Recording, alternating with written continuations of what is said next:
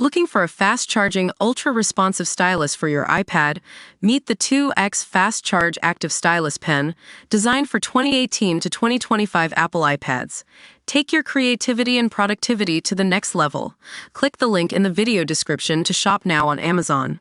Global instability is driving investors to seek safer havens, and two assets that are getting a lot of attention are gold and Bitcoin.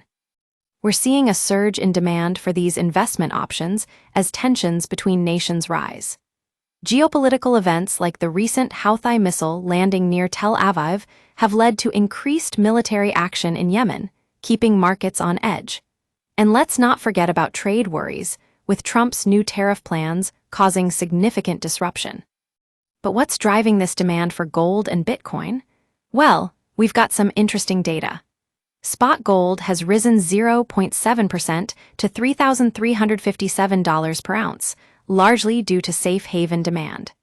The U.S. gold futures market has also seen a significant boost, with Chinese investors getting involved. And it's not just gold that's seeing a price bump.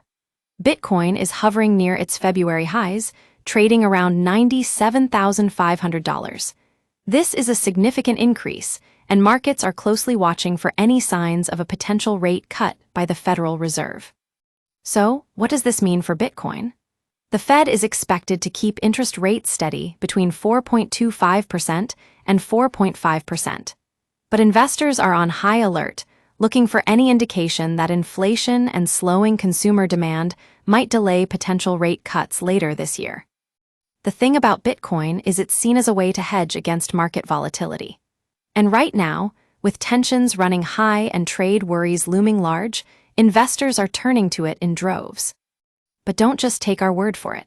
The fact that we're seeing an increase in ETF demand and rate cut hopes suggests that the market is starting to look at Bitcoin as a viable option for diversifying their portfolios. So what's next? Will we see a continued rise in Bitcoin prices? Only time will tell.